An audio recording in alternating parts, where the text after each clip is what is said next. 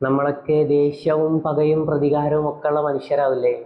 ഇന്ന് കാണുന്ന പല വാർത്തകളും കണ്ടു നിൽക്കുന്ന നമുക്ക് പോലും സഹിക്കാൻ കഴിയുന്നില്ല. നമുക്ക് നമ്മളുടെ മനസ്സിനെ പോലും പിടിച്ചു നിർത്താൻ കഴിയാത്ത പല വാർത്തകളുമാണ് നമ്മുടെ മുമ്പ് കാണുന്നത്.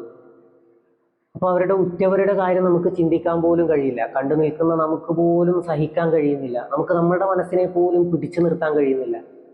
അവരെങ്ങനെയാണ് പിടിച്ചു നിൽക്കുന്നത് എന്ന് നമുക്ക് ചിന്തിക്കാൻ പോലും കഴിയില്ല. ഇതെല്ലാം സംഭവിക്കുന്നത് പലരും ദേഷ്യം കൊണ്ടെടുക്കുന്ന പല തീരുമാനങ്ങൾ കൊണ്ടാവാം. പലപ്പോഴും ദേഷ്യത്തിലെടുക്കുന്ന പല തീരുമാനങ്ങളും ദേഷ്യത്തിൽ കൊടുക്കുന്ന മറുപടികളും പലപ്പോഴും നമ്മുടെ ജീവിതത്തിനെ നല്ല രീതിയിൽ ബാധിക്കും. ദേഷ്യത്തിലെടുത്ത പല തീരുമാനങ്ങൾ കൊണ്ട് നമ്മൾ നടത്തിയ പല പ്രവൃത്തികളും പിന്നീട് നമ്മൾ ചിന്തിച്ചു പോകും, എന്തിനായിരുന്നു ഞാൻ അങ്ങനെ ചെയ്തത്, ഞാൻ അങ്ങനെ ചെയ്യാൻ പാടില്ലായിരുന്നു. പിന്നീട് നമ്മൾ അങ്ങനെ ചിന്തിച്ചത് കൊണ്ട് നമ്മൾ ആ കാര്യം ചെയ്തു പോയി. പിന്നെ നമ്മൾ ചിന്തിച്ചത് കൊണ്ട് നമുക്കൊന്നും ചെയ്യാനില്ല. അതുപോലെ തന്നെയാണ് ദേഷ്യത്തിൽ കൊടുക്കുന്ന പല മറുപടികളും. നമുക്ക് പലപ്പോഴും പലരും പലതും പറയുമ്പോൾ നമുക്ക് ദേഷ്യം വരും. പല സന്ദർഭങ്ങളിലും നമുക്ക് ദേഷ്യം വരും. ആ സമയത്ത് നമ്മൾ കൊടുക്കുന്ന പല മറുപടികളും പലരുടെയും മനസ്സിൽ മുറിവുണ്ടാക്കും. നമ്മളുടെ ശരീരത്തിൽ പറ്റിയ മുറിവ് ഒരു പക്ഷേ ഉണങ്ങിപ്പോയേക്കാം. എന്നാൽ മനസ്സിൽ തട്ടിയ മുറിവ് ചിലപ്പോൾ ഉണങ്ങിപ്പോയി എന്ന് വരില്ല. ജീവിതകാലം മുഴുവൻ ആ മുറിവ് ആഴത്തിൽ തന്നെ നിൽക്കുന്നുണ്ടാവും. ദേഷ്യത്തിൽ ഒരിക്കലും തീരുമാനങ്ങൾ എടുക്കരുത്. നമ്മൾ ദേഷ്യത്തിൽ എടുക്കുന്ന തീരുമാനങ്ങളും നമ്മൾ ദേഷ്യത്തിൽ കൊടുക്കുന്ന മറുപടിയും നമ്മുടെ ജീവിതത്തിനെ നല്ല രീതിയിൽ തന്നെ ബാധിക്കും. നമുക്കെല്ലാം കഴിഞ്ഞ് തോന്നിപ്പോവും, എന്തിനായിരുന്നു ഞാൻ അങ്ങനെ ചെയ്തത്, ഞാൻ അങ്ങനെ ചെയ്യാൻ പാടില്ലായിരുന്നു. നമുക്ക് ദേഷ്യത്തിൽ പറ്റിയ ഒരു അബദ്ധമായിരിക്കാം. നമ്മുടെ പശ്ചാത്താപം നമ്മൾ പിന്നെ പശ്ചാത്തപിച്ചത് കൊണ്ടോ കുറ്റബോധം തോന്നിയത് കൊണ്ടോ ചിലപ്പോൾ അവിടെ കാര്യം ഉണ്ടാവില്ല. നമ്മളുടെ പ്രതികാര ബുദ്ധിയാണ് അതവിടെ. നമ്മൾ ദേഷ്യത്തിൽ ഒരിക്കലും അങ്ങനെ ഒരു തീരുമാനം എടുത്തു പോകരുത്. പിന്നീട് നമുക്കൊന്നും ചെയ്യാതെ വരുന്ന, ഒന്നും ചെയ്യാൻ പറ്റാത്ത ഒരു സാഹചര്യം വരും. നമുക്ക് പിടിച്ചു നിൽക്കാനാവാത്ത ഒരു സാഹചര്യം വരും. ഞാനത് ചെയ്തു പോയി, ഇനി ഞാൻ എന്ത് ചെയ്യും എന്ന് ഓർത്തു പോകുന്ന ഒരു സാഹചര്യം വരും. ഈ കാലത്ത് നമ്മളെല്ലാവരും കേട്ടിരിക്കേണ്ട, നമ്മളെല്ലാവരും അറിഞ്ഞിരിക്കേണ്ട, ഏതൊരു ഉമ്മയും തൻ്റെ മക്കൾക്ക് പറഞ്ഞു കൊടുക്കേണ്ട ഒരു പ്രതികാരത്തിൻ്റെ ചരിത്രമുണ്ട്. പണ്ട് നബി സല്ലല്ലാഹു അലൈഹി വസല്ലമക്ക് ഏറെ ആഗ്രഹമുള്ള ഒരു കാര്യമായിരുന്നു കഅബയുടെ താക്കോൽ തൻ്റെ കൈവശം ഒന്ന് വെക്കണം എന്നുള്ളത്. കഅബയുടെ താക്കോൽ അല്പസമയമെങ്കിലും തൻ്റെ കയ്യിൽ ഒന്ന് പിടിക്കണം എന്ന് നബി സല്ലല്ലാഹു അലൈഹി വസല്ലമ ഏറെ ആഗ്രഹിച്ചിരുന്നു. ആരായാലും ആഗ്രഹിച്ചു പോകും. അള്ളാഹുവിൻ്റെ ഭവനം മുമ്പുള്ള പ്രവാചകന്മാർ വന്നുപോയ വഴികളിൽ അവർ നിർമ്മിച്ച ഒരു വീട്. ആ വീടിൻ്റെ താക്കോൽ തൻ്റെ കൈകളിൽ ഒന്ന് പിടിക്കണമെന്ന് നബി അത്രയേറെ ആഗ്രഹിച്ചിരുന്നു. എന്നാൽ ആ താക്കോൽ അന്ന് സംരക്ഷിച്ചു പോന്നിരുന്നത് ഖുറൈശി ഗോത്രത്തിലെ അൽ ഷൈബ കുടുംബത്തിലെ ഉസ്മാൻ ബിൻ ത്വൽഹ എന്ന വ്യക്തിയായിരുന്നു. നബി സല്ലല്ലാഹു അലൈഹി വസല്ലം ഒരിക്കൽ അദ്ദേഹത്തിൻ്റെ അടുക്കൽ ചെന്ന് ചോദിക്കുന്നുണ്ട്, ഉസ്മാൻ, ആ താക്കോൽ ഒരു അല്പസമയം എൻ്റെ കയ്യിൽ ഒന്ന് തരുമോ, ഞാൻ അതൊന്ന് പിടിച്ചു നോക്കട്ടെ. ഉസ്മാൻ തിരിച്ചു കൊടുക്കുന്ന മറുപടി, ഇല്ല ഇല്ല മുഹമ്മദേ, നിനക്കിത് ഞാൻ തരില്ല, നിനക്കതിനുള്ള യോഗ്യതയില്ല.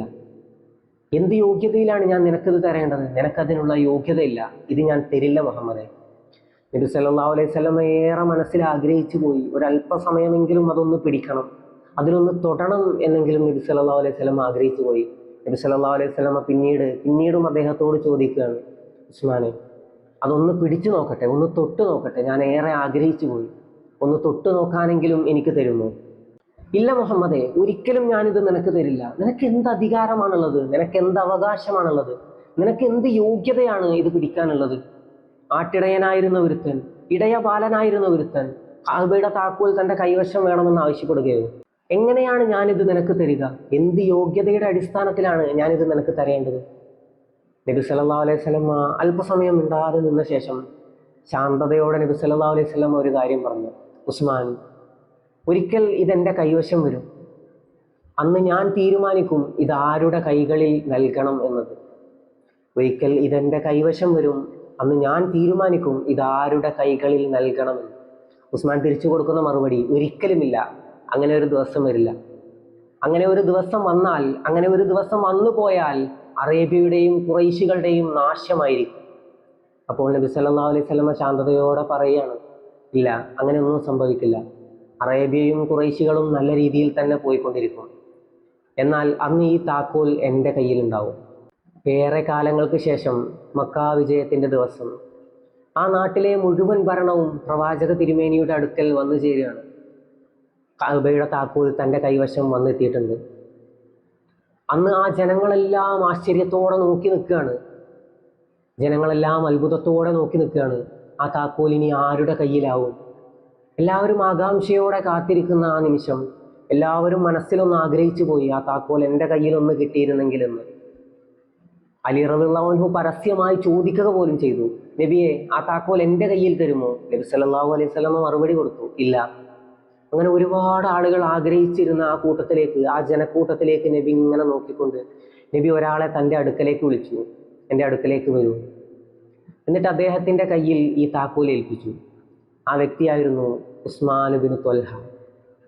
ഇതല്ലേ ഏറ്റവും നല്ല പ്രതികാരം? നബി അന്ന് എത്രയോ മനസ്സുകളാണ് കീഴടക്കിയത് ആ പ്രതികാരം കൊണ്ട്. നമ്മൾ ആ സമയത്ത് എടുക്കേണ്ട പ്രതികാരം നമ്മളുടെ വാക്കുകൊണ്ടോ നമ്മളുടെ പ്രവൃത്തി കൊണ്ടോ അവരെ ഉപദ്രവിച്ചുകൊണ്ടോ അല്ല. നബി നമുക്ക് നൽകിയ പാഠമാണത്. നബി അന്ന് അദ്ദേഹത്തിൻ്റെ കൈകളിൽ ആ താക്കോൽ ഏൽപ്പിച്ചുകൊണ്ട് പറഞ്ഞു, നീയും നിന്റെ സമുദായവും തന്നെ ഇത് സൂക്ഷിച്ചു പോരണം. ഇപ്പോഴും കഅബയുടെ താക്കോല് അൽ ഷൈബ കുടുംബത്തിൻ്റെ കയ്യിലാണ്.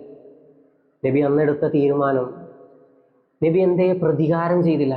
നബിക്ക് അത്രയും ജനങ്ങളുടെ മുമ്പിൽ വെച്ച് ഉസ്മാൻ ബിൻ ത്വൽഹയോട് ചോദിക്കാമായിരുന്നു, ഇപ്പോൾ കണ്ടില്ലേ താക്കോൽ എൻ്റെ കയ്യിലാണ്. അത്രയും ജനങ്ങളുടെ മുമ്പിൽ പരിഹസിക്കാമായിരുന്നു. അത്രയും ജനങ്ങളുടെ മുമ്പിൽ വെച്ച് ഇനി ഇത് നിന്റെ കയ്യിൽ ഏൽപ്പിക്കില്ല എന്ന് വരെ പറയാനുള്ള സാഹചര്യം, സന്ദർഭം നബി സല്ലല്ലാഹു അലൈഹി വസല്ലമയുടെ മുമ്പിൽ വന്നെത്തിയിട്ടുണ്ടായിരുന്നു. നബി എന്തുകൊണ്ടത് ചെയ്തില്ല? ഏറ്റവും നല്ല വിജയമല്ലേ നബി അവിടെ സ്വീകരിച്ചത്? എത്രയോ മനസ്സുകൾ അന്ന് നബി സല്ലല്ലാഹു അലൈഹി വസല്ലം അവിടെ കീഴടക്കിയില്ലേ? ശത്രുവായി കാണേണ്ട ഒരാളുടെ മനസ്സ് പോലും നബി സല്ലല്ലാഹു അലൈഹി വസല്ലം അന്ന് കീഴടക്കി. നബി സല്ലല്ലാഹു അലൈഹി വസല്ലം അന്നെടുത്ത തീരുമാനം, അതുപോലെ നമുക്ക് തീരുമാനങ്ങൾ എടുക്കാൻ കഴിഞ്ഞിരുന്നെങ്കിൽ, ക്ഷമയോടെ നമുക്ക് കാത്തിരിക്കാൻ, ക്ഷമയോടെ കാര്യങ്ങൾ ചെയ്യാൻ നമുക്ക് കഴിഞ്ഞിരുന്നെങ്കിൽ ഇന്ന് പലതും കണ്ട് നമ്മൾ വേവലാതിപ്പെടേണ്ടി വരില്ലായിരുന്നു. നമ്മൾ എന്തിനാണ് അങ്ങനെ ചിന്തിച്ചത് എന്ന് പോലും നമ്മൾ ഓർത്തുപോകും. എന്തിന് ഞാനത് ചെയ്തു പോയി, ഇനി എനിക്ക് എന്ത് ചെയ്യാൻ പറ്റും എന്ന് ചിന്തിച്ചു പോകുന്ന ഒരു സമയം വരും. നബി സല്ലല്ലാഹു അലൈഹി വസല്ലം അന്ന് അതവിടെ ചെയ്തില്ല. അന്ന് അത്രയും ആളുകളുടെ മുമ്പിൽ വെച്ച് നബി സല്ലല്ലാഹു അലൈഹി വസല്ലം ഉസ്മാനെ പരിഹസിച്ചില്ല. പിന്നീട് ഉസ്മാൻ ഇസ്ലാം സ്വീകരിക്കുകയുണ്ടായി. അതെല്ലാം ആ ചരിത്രത്തിലുള്ള ഭാഗമാണ്. എന്നാൽ നമ്മൾ ആ ചരിത്രത്തിൽ കാണേണ്ടത് ഈ ഒറ്റൊരു ഭാഗമാണ്. നബി സല്ലല്ലാഹു അലൈഹി വസല്ലം അവിടെ വിജയിച്ചത് ഏത് രീതിയിലാണ്? അദ്ദേഹം അവിടെ വിജയിച്ചു. എത്രയോ ആളുകളുടെ മുമ്പിൽ, അന്ന് അവിടെ കൂടി നിന്ന മുഴുവൻ ജനങ്ങളുടെയും മുമ്പിൽ അദ്ദേഹം വിജയിച്ചു. അദ്ദേഹം തോറ്റുകൊടുത്തില്ല. എന്നാൽ നമ്മൾ ചെയ്യുന്നത് പോലെ കുത്തിക്കൊണ്ടോ ഉപദ്രവിച്ചുകൊണ്ടോ അടിച്ചുകൊണ്ടോ ബാക്കിയുള്ള ആളുകളുടെ മുമ്പിൽ വെച്ച്, മറ്റാളുകളുടെ മുമ്പിൽ വെച്ച് പരിഹസിച്ചുകൊണ്ടോ കുറ്റപ്പെടുത്തിക്കൊണ്ടോ അല്ല നബി അവിടെ വിജയിച്ചത്. നബി സല്ലല്ലാഹു അലൈഹി വസല്ലം അന്ന് മനസ്സുകളെ കീഴടക്കുകയാണ് ചെയ്തത്. അതുപോലെ നമുക്ക് ക്ഷമിച്ച് പല തീരുമാനങ്ങളും എടുക്കാൻ കഴിഞ്ഞിരുന്നെങ്കിൽ, പല വാക്കുകളും നമ്മുടെ വായിൽ നിന്ന് വീണുപോയ പല വാക്കുകളും ഇന്ന് തെറ്റായി പോകില്ലായിരുന്നു. അന്ന് നമ്മൾ അങ്ങനെ പറഞ്ഞു പോകില്ലായിരുന്നു. ഇന്നത് നമുക്ക് അങ്ങനെ തോന്നില്ലായിരുന്നു, ഞാനത് അന്ന് അങ്ങനെ പറഞ്ഞത് തെറ്റായി പോയില്ലേ. ഇനി ഈ ബന്ധം ഒന്ന് നിലനിർത്തി കൊണ്ടുപോകാൻ പോലും, പല ബന്ധങ്ങളും പൊളിഞ്ഞു പോയത് ചില ചെറിയ വാക്കുകൾ കൊണ്ടാണ്, ചില ചെറിയ പ്രവർത്തികൾ കൊണ്ടാണ്. ഇപ്പം അതൊന്ന് തുന്നിച്ചേർക്കാൻ പോലും നമുക്ക് പറ്റില്ല. കാരണം ഫേസ് ചെയ്യാൻ അത്ര ബുദ്ധിമുട്ടുള്ള പല വാക്കുകളും ആവും നമ്മളുടെ വായിൽ നിന്ന് വീണുപോയത്. പലരോടും നമുക്ക് ക്ഷമ ചോദിക്കാൻ പോലും പറ്റാത്ത സാഹചര്യമാവും. ക്ഷമ ചോദിച്ചാൽ അവർ ക്ഷമിച്ചു തരുമെന്ന് പോലും നമുക്കറിയില്ല. ചില സാഹചര്യങ്ങളിൽ നമ്മൾ എടുക്കുന്ന പല തീരുമാനങ്ങളും, ഞാൻ പിന്നെയും പറയുന്നു, നമ്മൾ ദേഷ്യത്തിലെടുക്കുന്ന, ഇനി നമ്മൾ എപ്പോഴും ശ്രദ്ധിച്ചിരിക്കേണ്ട ഒരു കാര്യമാണ്, ദേഷ്യം വന്നിരിക്കുമ്പോൾ നമ്മൾ ഒരിക്കലും ഒരു തീരുമാനം എടുക്കരുത്. ദേഷ്യം വന്നിരിക്കുമ്പോൾ നമ്മളൊരു മറുപടി കൊടുക്കരുത്. ആ സമയത്ത് നമുക്ക് ഏറ്റവും നല്ല ഓപ്ഷൻ എന്ന് പറയുന്നത് സൈലൻസ് ആണ്. മിണ്ടാതെ എല്ലാം കേട്ടിരിക്കുക. ദേഷ്യത്തിൽ നമ്മൾ എടുക്കുന്ന തീരുമാനങ്ങളെല്ലാം പാളിപ്പോവും. നമ്മുടെ ജീവിതത്തെ അത് നല്ല രീതിയിൽ ബാധിക്കും. മറുപടികളാണെങ്കിലും തീരുമാനങ്ങളാണെങ്കിലും പിന്നീട് നല്ല രീതിയിൽ നമ്മുടെ ജീവിതത്തെ അത് ബാധിക്കും. അന്ന് നമ്മൾ ചിന്തിക്കും, അന്ന് ഞാൻ എന്തിനത് ചെയ്തു, അന്ന് ഞാൻ അങ്ങനെ ചെയ്യാൻ പാടില്ലായിരുന്നു എന്ന് നമ്മൾ ചിന്തിച്ചു പോകും.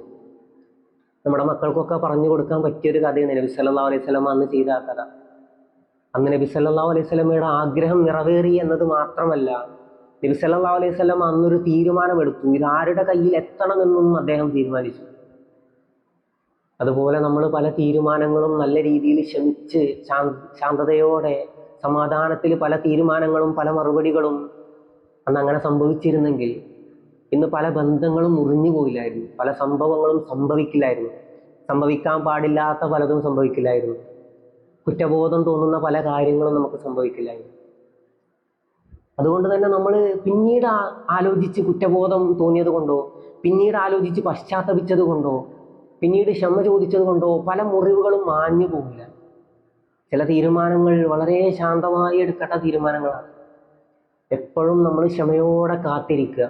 നമ്മളുടെ തീരുമാനങ്ങൾക്കായാലും നമ്മൾ കൊടുക്കുന്ന മറുപടിക്കായാലും, ഞാൻ ഈ മറുപടി ഇപ്പോൾ കൊടുത്താൽ ഇതെങ്ങനെ പിന്നീട് ബാധിക്കും എന്നത് കൂടി ചിന്തിച്ച് നമ്മൾ മറുപടി കൊടുക്കാൻ ശ്രമിക്കുക, അല്ലെങ്കിൽ കാര്യങ്ങൾ ചെയ്യാൻ ശ്രമിക്കുക. ജീവിതം സമാധാനമുള്ളതായി തീരണമെങ്കിൽ നമ്മൾ ചെയ്യുന്ന ഒരുപാട് പ്രവർത്തനങ്ങളിലും നമ്മളത് കാണിക്കണം. നമ്മുടെ സമാധാനം ഒരുപക്ഷെ നമ്മളുടെ പല പ്രവർത്തനങ്ങളിലൂടെയും നമ്മൾ നഷ്ടപ്പെടുത്തി കളയുന്നതാവും. പല ബന്ധങ്ങളും നമ്മളിൽ നിന്ന് വിട്ടുപോയത് നമ്മളുടെ പല വാക്കുകൾ കൊണ്ടും പല പ്രവർത്തികൾ കൊണ്ടുമാവും. പിന്നീട് തോന്നിപ്പോവും, ഞാൻ എന്തിനായിരുന്നു അത് ചെയ്തത്, അള്ളാഹുവേ ഞാൻ അങ്ങനെ ചെയ്യാൻ പാടില്ലായിരുന്നു, എനിക്ക് പുറത്തു തരണമേ. ഒരുപക്ഷെ അള്ളാഹു പുറത്തു തന്നേക്കും. നമ്മുടെ ഈ ദേഷ്യത്തിന് ഇരയായ വ്യക്തി, നമ്മുടെ കോപത്തിനെതിരായ ആ മനുഷ്യൻ അത് പുറത്തു തരുമെന്ന് തോന്നുന്നുണ്ടോ? ചില കാര്യങ്ങൾ അങ്ങനെയാണ്, അറിയാതെ പറഞ്ഞു പോകുന്നത്. ചില ദേഷ്യത്തിൽ നമ്മൾ ഉണ്ടാക്കിയിട്ടാണെങ്കിലും പറഞ്ഞു പോകുന്ന പല കാര്യങ്ങളും, നമ്മുടെ വായിൽ നിന്ന് വീണു പോകുന്ന പല വാക്കുകൾക്കും ഏറെ മൂർച്ചയുണ്ടാവും. ജീവിതത്തിലെടുക്കുന്ന ഓരോ തീരുമാനങ്ങളിലും ഓരോ വാക്കുകളിലും നമ്മൾ എന്നും സൂക്ഷിക്കണം.